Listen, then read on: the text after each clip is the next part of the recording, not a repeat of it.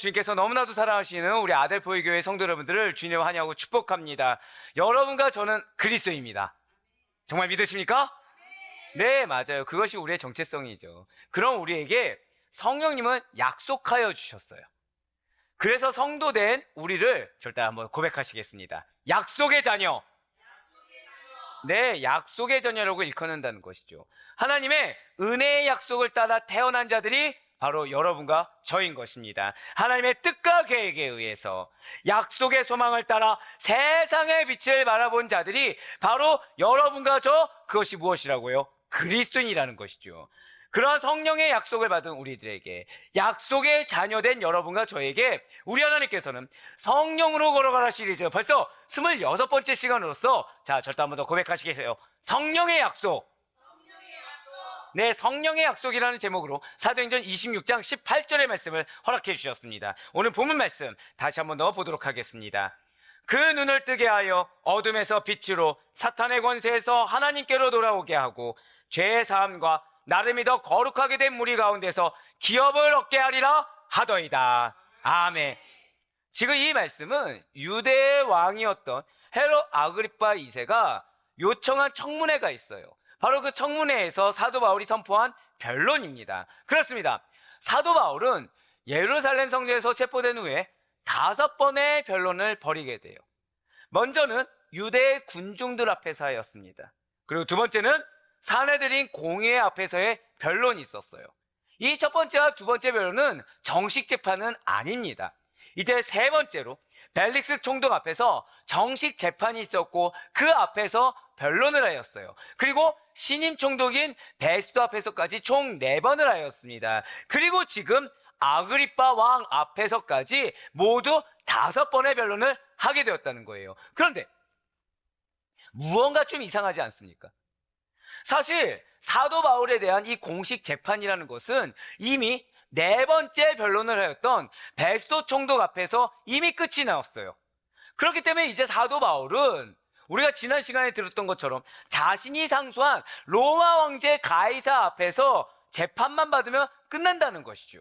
그 가이사 앞에서만 자신이 변론하면 이제 끝나는 문제라는 거예요. 그런데 왜 유대 왕인 아그리파 왕한테 또 한 차례 변론을 해야 하는 것입니까? 지금 베스도 총독은 바울의 요청대로 상소하기 위해서 로마의 가이사 황제에게 고소장을 써서 보내야 했습니다. 그런데 때마침 신임 총독인 이 베스도의 부임을 축하하기 위해 방문한 아그리파 왕이 있었다라는 것이죠. 그래서 아그리파 왕 자신도 바울의 말을 듣고자 청한 상태라는 거예요. 사도행전 25장 22절의 말씀입니다. 아그리파가 베스도에게 이르되 나도 이 사람의 말을 듣고자 하노라. 베스도가 이르되 내일 들으시리라 하더라. 아멘. 지금 베스도 시민총독은 고소장을 써서 로마 가이사 황제에게 보내야 합니다. 근데 고민이 되는 거예요. 왜냐하면 정작 사도 바울에게서 아무런 죄목을 찾지 못하기 때문이라는 거죠. 그는 지금 로마 가이사 황제에게 바울을 고발할 그 적당한 죄가 전혀 없는 상태에서 혹시라도 아그리파 왕 앞에서 벌인 청문회를 통해서 이 죄목을 발견할 수 있지 않을까? 라며 기대하고 아그리파 왕의 요구대로 청문회를 개최했다는 것이죠. 네, 그렇습니다. 지금 베스도 총독은 유대인에 대해서 아무것도 잘 몰랐던 자신과는 달리 이 유대 풍습과 유대 종교에 대해서 잘 알고 있었던 아그리파 왕에 대해서 일말의 기대가 있었습니다. 이 아그리파 왕이라면 내가 발견하지 못할 죄목을 발견하지 않을까? 이 고소장에 죄목을 넣어야 되는데 이 고소장에 넣을 죄목을 이 아그리파 왕이라면 유대에 대해서 잘 아니까 발견할 수 있지 않을까라는 일말의 기대감이 있었다는 거예요. 사도 바울 역시 기대감이 있었습니다. 아이러니하게도 사도 바울 역시도 이미 로마행이 결정된 상태에서 정식 재판이 아니었기 때문에 아그리파 왕에서 자신 있게 거침없이 변론할 수 있다, 더 복음을 잘 증거할 수 있다는 기대감이 있었다는 거예요. 무엇보다도 지식인이자 유대 종교에 정통한 아그리빠 왕에게 이 복음을 전할 수 있는 복음 전도의 기회가 나에게 왔구나 라는 것을 깨닫고 담대하고도 권위 있는 태도로 그리스도를 전하고자 했다는 것이죠. 바로 사도행전 26장 2절과 3절의 말씀입니다. 아그리빠 왕이여, 유대인이 고발하는 모든 일을 오늘 당신 앞에서 변명하게 된 것을 다행히 여기나이다. 특히 당신이 유대인의 모든 풍속과 문제를 아심이니이다. 그러므로 내 말을 너그러이 들으시기를 바라나이다. 아멘. 지금 아그리빠 왕에게 변론하는 것을 어떻게 여겼습니까? 다행히 여긴다고 했어요. 여기서 다행이다라는 것은 그냥 정말 다행이다, 어떻게 잘 넘어가겠다, 이것이 아니라 이것은 행운이야, 이것은 행복한 일이야, 즉 행운으로 여긴다, 행복하게 여긴다 라는 뜻이에요. 왜 사도 바울은 지금 아그리빠 왕 앞에서 변론을 하지 않아도 되었는데 그 불편한 대상 앞에서 한 번 더 해야 되는 이런 불편하고도 이런 불필요한 상황의 변론을 행운이자 행복으로 받아들인 것입니까? 이제 사도 바울은 얼마 오면 로마에 가야 합니다. 그곳에서 어떠한 환란이 기다리고 있는지 전혀 모르는 상황이에요. 이미 사도 바울은 하나님 말씀에 순종해서 나아가는 길이 꽃길만 걸어가는 것이 아니라는 것을 너무 잘 알고 있었어요. 내가 상상할 수 없는 환난과 고난이 임한다는 걸 이미 잘 경험했습니다. 그렇기 때문에 지금 로마의 행을 앞두고 있는 현재의 상황이라는 것은 사도 바울이 즐겁게 변론을 할 만한 여건이 아니라는 거예요. 그 변론이 행복하다고 말할 수 있는 환경이 절대 아니라는 것이죠. 게다가 하지 않아도 될 변론을 또 하게 된 상황입니다. 이뿐입니까? 지금 누구 앞에서 변론해야 되죠? 헤롯 아그리빠예요. 이 헤롯 아그리빠 집안은 대대로 예수 그리스도와는 아주 적대적인 관계에 놓여있는 집안이라는 것입니다. 아기 예수님을 호적할 때 예수를 죽이고자 한 헤롯 왕이 있었어요. 세례 요한을 죽인 헤롯 안디바가 있습니다. 야고보를 처형한 헤롯 아그리빠 1세가 있어요. 게다가 지금 현재 사도 바울을 신문하고 있는 헤롯 아그리빠 2세까지 놀랍게도 이 대를 이어서 전부 다 예수님의 적이 아닙니까? 이렇게까지 뿌리 깊은 악연으로 이어져 있는 아그리빠 집안, 바로 헤롯 왕의 집안이라는 거예요. 그런데 지금 사도 바울은 그런 뿌리 깊은 가족력, 대대를 이어온 악연은 전혀 염두에 두고 있지 않다라는 거예요. 눈앞에 있는 사람이 헤롯 아그리빠라는 거는 전혀 개의치 않아 하고 있어요. 오히려 다행으로 여기고 있습니다. 왜입니까? 사도 바울은 눈앞에 누가 있든지 간에 그냥 복음 전도의 기회를 또 얻은 것에 불과해요. 사도 바울은 눈앞에 지금 누가 있든지 간에 한 번이라도 복음을 전할 수 있기 때문이에요. 그냥 예수님을 또 증거할 수 있기 때문에 그는 행운을 여기고 있고 행복해하며 기뻐할 수 있었다는 것이죠. 게다가 아그리빠 왕은 적어도 유대인의 풍속 그리고 유대인들의 문제가 무엇인지 너무 잘 알기 때문에 지금 사도 바울 자신이 하는 복음 전도의 말을 어느 정도는 이해할 수 있을 거야 라는 희망을 가지고 변론하고 있다는 것입니다. 그 무엇보다도 사도 바울이 지금 다행으로 여기는 진짜 이유는 따로 있어요. 그것은 바로 저를 따라 고백하실까요? 예수님의 약속이 성취되고 있습니다. 바로 그거예요. 예수님의 약속이 성취되고 있는 것이 그의 기쁨이었어요. 자, 사도 바울이 예수님을 어디서 만났습니까? 사도 바울은 다메섹 도상에서 예수님을 만났어요.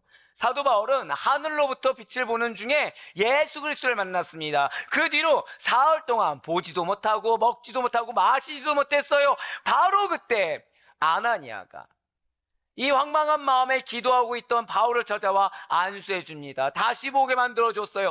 그리고 사도 바울은 안수하여 준 이 아나니아를 통해서 예수님께서 자신에게 한 약속을 받을 수가 있었다는 것이죠. 그 약속이 무엇입니까? 바로 이방인과 임금들 이스라엘 자손에게 예수 그리스도를 전하기 위해 택함받은 그릇이라는 거룩한 소명을 받았다는 거예요. 바로 사도행전 9장 15절의 말씀입니다. 주께서 이르시되 가라, 이 사람은 내 이름을 이방인과 임금들과 이스라엘 자손들에게 전하기 위하여 택한 나의 그릇이라. 아멘. 그렇습니다. 아그리빠 왕 앞에서의 변론이라는 것은 사도 바울이 아나니아를 통해 받았던 예수님의 약속이 성취되는 역사적인 현장이었기 때문에 지금 바울의 입장에서는 기뻐할 수밖에 없었다는 거예요. 누가 있든지 어떤 환경이든지 간에 예수님께서 나에게 명령하셨습니다. 근데 그 명령이 실제 이루어지고 있는 현장인 거예요. 그 현장의 주인공으로 나를 예수님께서 쓰신 것입니다. 할렐루야. 그래서 기뻐할 수 있었어요. 그저 전할 수만 있다면 어디가 되었든 무엇이 되었든 다 상관없이 순종하였습니다. 그 순종한 예수님께서, 순종한 바울에게, 예수님께서 바울에게 하신 약속이 무엇이었습니까? 사도 바울을 이방인의 사도로, 임금님의 사도로, 그리고 이스라엘 자손들의 사도로 삼아주시사 이방인들과 임금들과 이스라엘 자손들 앞에서 예수님을 증거하는 소명을 감당하게 하셨다는 거예요. 그래서 사도 바울은 아그리파 2세 유대왕 앞에서, 임금 앞에서 예수님께 받은 약속을 성취한 것입니다. 그래서 기뻐했어요. 할렐루야. 사랑하는 성도 여러분들, 지금 사도 바울은요, 대대대로 예수님을 적대시하는 헤롯 가문을 상대로 어떠한 부담감, 어떠한 불편함을 안고 변론을 해야 하기 때문에 그다지 기뻐할 수 있는 상황이 아닙니다. 오히려 거북스러워요. 오히려 피하고 싶어요. 내 일이 아니라고 하고 싶어요. 게다가 아그리빠 왕은 어떤 사람입니까? 근친상간을 저질러서 누이인 베니게와 부부가 된 자예요. 정결하지 않습니다. 누군가를 판결할 수 있는 도덕적인 선함이 있는 자가 아니에요. 오히려 도덕적으로, 윤리적으로, 신앙적으로 결함이 있는 자입니다. 그렇기 때문에 사도 바울은 그렇게 추한 죄를 안고 살아가는 자들 앞에서 이 변론을 한다는 것이 자존심이 상할 수 있어요. 마음이 어려울 수 있습니다. 그다지 기뻐할 수가 없는 상황이에요. 그럼에도 불구하고 지금 사도 바울은 그 모든 것이 중요하지가 않습니다. 누가 있냐 중요하지 않아요. 어떤 환경이냐 중요하지 않습니다. 상대의 어떠한 상태나 죄된 모습을 보지 않았어요. 사도 바울은 무엇에 집중하였습니까? 예수님의 약속이 지금 성취되는가 성취되지 않는가에 사도 바울의 온 정신과 신경이 집중되었어요. 그렇습니다. 사도 바울이 삶을 살아가는 기준은 예수님의 약속에 대한 성취에 달려 있습니다. 우리의 삶을 살아가는 기준은, 사랑하는 여러분들, 절대로 고백하실게요. 나에게 약속을 주셨습니다. 나에게 기업이 있습니다. 아멘? 그것이 성취되냐 안 되냐가 중요한 것이지, 지금 내가 그 약속에 있다는 건 믿긴 하지만 내가 누구 앞에 있냐, 내가 어떤 상황에 놓여 있냐, 우리의 마음을 어지럽히고 힘들게 하는 그런 거는 본질이 아니라는 거예요. 그것은 중요하지 않다라는 것이죠. 네, 그렇습니다. 지금 사도 바울은 절대 예수님의 약속 외에는 다른 것에 집중하지 않았어요. 철저하게 예수님의 약속에만 초점이 맞춰 있는 사도 바울입니다. 그래서 그는 자신의 기쁨과 슬픔의 감정까지도, 자신의 인식과 계획과 지식까지도 초월하는 단계까지 나가는 철저함을 보였습니다. 사랑하는 성도 여러분들, 반드시 잊지 마시길 바라요. 우리가 무엇을 기준으로 삼느냐에 따라서 우리의 참된 행복의 여부가 달라진다는 거예요. 오늘 사도 바울의 행복의 기준이 무엇이었습니까? 예수님의 약속이 성취되는 것을 사도 바울은 행복의 기준으로 삼았어요. 그래서 사도 바울은 자신이 아나니아를 통해 받은 이방인의 사도가 될 것이야 라는 주님의 약속들이 그의 인생 가운데 성취되어 가는 과정들을 겪으면서 거기에서 기쁨을 느꼈습니다. 거기에서 행복을 느꼈어요. 그리고 이 성취의 결과가 어떻게 나올지에 대한 기대감까지 생겼습니다. 그렇다면 너무나도 사랑하는 우리 아델포이 교회 성도 여러분들은 과연 어떻습니까? 사도 바울과 마찬가지로 우린 구원을 받았어요. 사도 바울과 마찬가지로 우린 영생을 받았습니다. 사도 바울과 마찬가지로 성령님의 내주하시는 은혜를 받았어요. 그래서 구원받은 자에 합당한 삶을 명함받은 여러분과 저입니다. 사도 바울과 마찬가지로 우리는 약속을 받았어요. 그럼 우리들 역시도 그렇다고 한다면 참된 행복을 주님께서 여러분들 각자에게 허락하신 약속의 성취에 두고 살아야 하지 않겠습니까? 사랑 우리 모든 성도 여러분들, 예수님께서 부활하셔서 제자들에게 나타나신 다음에 무엇을 약속하셨나요? 성령을 주시겠다. 성령을 주시겠다고 약속하지 않으셨습니까? 진실로 예수님께서는 그 약속대로 그의 제자들과요, 오늘날 저와 여러분들에게 성령을 부어주셨어요. 사도행전 2장 33절의 말씀입니다. 하나님이 오른손으로 예수를 높이심에 그가 약속하신 성령을 아버지께 받아서 너희가 보고 듣는 이것을 부어주셨느니라. 그냥 주지 않으셨어요. 부어주셨습니다. 차고 넘치도록 부어주셨습니다. 여러분들 향한 성령님의 은혜가 차고 넘치도록 부음받았다는 사실을 반드시 잊지 마시길 바랍니다. 진실로 약속의 성취는 예수 그리스도의 십자가에서의 죽으심과 부활로 성취되었어요. 예수님께서 십자가에서 죽으시고 다시 살아나심으로 말미암아 이방인이었던 여러분과 저는 성령이 임할 것이다, 성령이 부음받을 것이라는 성령의 약속을 받은 자가 되었습니다. 만약에 이렇게 예수님께서 죽으시고 다시 사신 일이 없다고 한다면 우리는 결코 성령을 받을 수가 없었을 거예요. 약속의 성령을 받을 수 없는 자들이 예수님의 죽으심과 그분의 부활하심으로 말미암아 약속의 자녀요 성령의 인치심을 받게 된 것입니다. 이에 대해서 사도 바울은 명확하게 이렇게 선포했어요. 에베소서 1장 13절의 말씀입니다. 그 안에서 너희도 진리의 말씀 곧 너희의 구원의 복음을 듣고 그 안에서 또한 믿어 약속의 성령으로 인치심을 받았으니 아멘. 이렇게 성령의 인치심을 받은 자들은 예수 안에 있는 생명으로 인하여 비록 몸이 죽는다고 하더라도 생명의 부활로 말미암아 다시 살아나 영생을 누리게 됩니다. 구약의 많은 유대인들은 메시아 대망사상, 바로 이러한 메시아 대망사상을 가지고 살아왔어요. 메시아가 오기를 고대하며 그분이 오시면 부활하실 것이다, 부활하게 될 것이라는 하나님의 약속을 믿고 그 소망 가운데 살아갔다는 것이죠. 그리고 사도 바울은 아그리빠 왕 앞에서의 변론에서 바로 이 메시지, 유대인들에게 소망이 있고 그 소망의 부활은 이미 이루어졌다는 이 메시지를 선포하고 있는 것입니다. 사도행전 26장 6절부터 8절까지의 말씀입니다.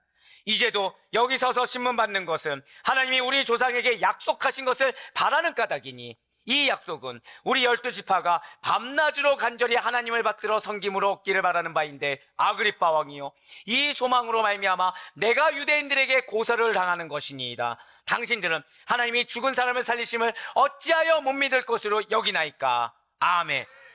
지금 사도 바울이 말하는 바를 한번 잘 살펴보시길 바래요. 6절에서 바울이 지금 신문받는 것은 하나님이 우리 조상에게 약속하신 것을 바라는 까닭, 결국 이것은 무엇입니까?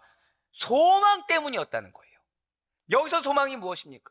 하나님께서 우리 조상들 유대인들에게 약속하신 것으로서 메시아가 오시리란 약속과 그분이 오심으로 부활하게 될 것이다 라는 그 소망이라는 거예요. 지금 바울은 이미 메시아 되신 예수님께서 이 땅에 오셨어요. 부활의 소망이 이루어졌습니다. 즉 하나님께서 유대인들에게 약속하신 것이 이미 성취된 시점인데 대체 왜 아그리빠 왕이여 부활을 믿지 못하고 있는 것입니까? 라고 되묻고 있다는 것이죠. 그렇습니다. 지금 사도 바울은 유대인들이 약속의 메시아 성령이 오시라는 이 약속의 성령을 믿지 못하는 것을 지적하고 있습니다. 즉 사도 바울의 변론의 핵심은 예수 그리스도의 부활과 믿음을 가질 것에 대한 선포라는 것이죠. 진실로 사도 바울은 그렇게 했어요. 예수 그리스도를 만나고 난 뒤에 복음의 핍박자에서 복음의 선포자로 바뀌게 되었습니다. 한번 오늘 본문이 사도행전 26장 18절 말씀을 다시 한 번 더 보시길 바래요. 그 눈을 뜨게 하여 어둠에서 빛으로 사탄의 권세에서 하나님께로 돌아오게 하고 죄사함과 나를 믿어 거룩하게 된 무리 가운데서 기업을 얻게 하리라 하더이다. 아멘. 진실로 사도 바울은 영적 소경된 자들의 어두운 눈을 뜨게 하여 밝은 빛으로 인도하였습니다. 영적 소경들로 하여금 흑암의 권세에서 벗어나서 하나님께로 돌아가게 하였어요. 사도 바울은 성령의 약속을 받은 자, 복음의 증거자가 된 것입니다. 유대인뿐만 아니라 이방인들도 예수 그리스도를 믿는 믿음이 있다고 한다면 죄사함을 얻어 거룩한 하나님의 백성이 될 수가 있어요. 또한 믿음만 있다면 하나님의 기업까지도 물려받는 은혜를 누릴 수가 있게 된 것입니다. 진실로 사도 바울은 바로 이 메시지를 복음 증거자로서 자신이 주께 받은 약속에 따라 그 받은 명령을 수행했을 뿐이다 라는 사실을 변론했다는 것이죠. 사도행전 26장 23절의 말씀입니다. 곧 그리스도가 고난을 받으실 것과 죽은 자 가운데서 먼저 다시 살아나사 이스라엘과 이방인들에게 빛을 전하시리라. 아멘이라 하니라. 아멘.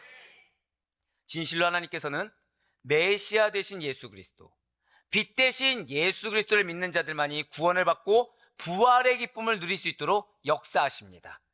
죄된 인류를 구원하여 축복의 통로인 하나님의 백성으로 삼으시고자 하신 이 하나님의 약속은 예수 그리스도의 십자가의 죽으심과 부활로 말미암아 성취되었고, 오늘날 성령의 약속을 받으시 성령의 자녀된 여러분과 저에게 허락하셨음을 반드시 믿으시길 바랍니다. 그렇다면 이렇게 성령의 약속을 받은 자는 복음 선포에 대한 상대방의 반응에 대해서 과연 어떻게 받아들여야 하는 것입니까? 사도행전 26장 29절의 말씀입니다. 바울이 이르되 말이 적으나 많으나 당신뿐만 아니라 오늘 내 말을 듣는 모든 사람도 다 이렇게 결박된 것 외에는 나와 같이 되기를 하나님께 원하나이다 하니라. 아멘. 네, 그렇습니다. 지금 사도 바울은 아그리빠 왕의 답변의 말이 길든지 짧든지 간에, 말을 듣기 위해서 노력을 많이 했든지 안 했든지 간에 아그리빠 왕의 반응이 긍정적이냐 부정적이냐 중립적이냐에 전혀 개의치 않냐 했어요. 지금 사도 바울은 자신이 받은 약속대로, 자신이 복음 증거자로 사명을 받은 대로 담대하게 신앙의 권고를 하고 있다는 것이죠. 약속의 성령을 받은 자로서 자부심을 가지고 당당하게 예수 그리스도의 죽으심과 부활을 선포할 뿐이었다는 것입니다. 비록 사도 바울은 여러 개의 포승줄로 결박된 자유롭지 못한 신분으로서 복음을 전했지만 그는 환경을 초월했어요. 복음 안에서 참 자유자가 되었습니다. 그 마음에는 성령님께서 주시는 평안함, 기쁨, 행복, 기대감이 가득했어요. 비록 예수님의 대적자들 앞이라고 하더라도, 환경이 개의치 않는다고 하더라도 사도 바울은 자신이 받은 사명, 이방인의 사도가 될 것이라는 바로 그 주님의 약속들이 그의 인생에서 성취되어가는 과정을 겪는 가운데 기쁨과 행복을 느끼며 그 기대감 가운데 감사하며 살았다는 것입니다. 예수님께 완전히 사로잡힌 그의 인생이야말로 진실로 행복한 삶이요 진실로 기쁨의 삶인 것입니다. 사랑하는 우리 아대표의 교회 모든 성도 여러분들, 과연 여러분들의 기쁨은 무엇입니까? 무엇이 여러분들의 행복이 되고 있습니까? 저와 여러분은 약속의 성령을 받은 자들이에요. 예수 그리스도의 십자가 부활을 믿는 믿음으로 말미암아 약속을 받은 자들입니다. 주님께서 다시 오시는 날, 그런 약속의 자녀인 여러분과 저는 부활의 몸을 입고 다시 살아나는 놀라운 축복을 받은 자들이 여러분과 저의 정체성인 것입니다. 그런 자에 합당하게 주님께 받은 약속이 내 삶에서 이루어진 것을 보며 참된 만족과 기쁨을 느끼며 살아가는 자들이 여러분과 제가 되길 간절히 소망합니다. 그러니 바라고 얻기는 우리들의 전 인생이 오직 성령의 이러한 약속으로 말미암아 주님께서 주시는 소망으로 가득하시길, 그리하여 주님 앞에서 어떠한 반응보다도 감사하며 아멘으로 결단하는, 믿음으로 결단하며 따르는 일이 받는 축복이 무엇인지 그 열매를 맛보며 살아갈 수 있는 사랑하는 우리 모든 성도들의 약속의 전야의 삶이 될 수 있기를 주님의 이름으로 간절히 축원합니다.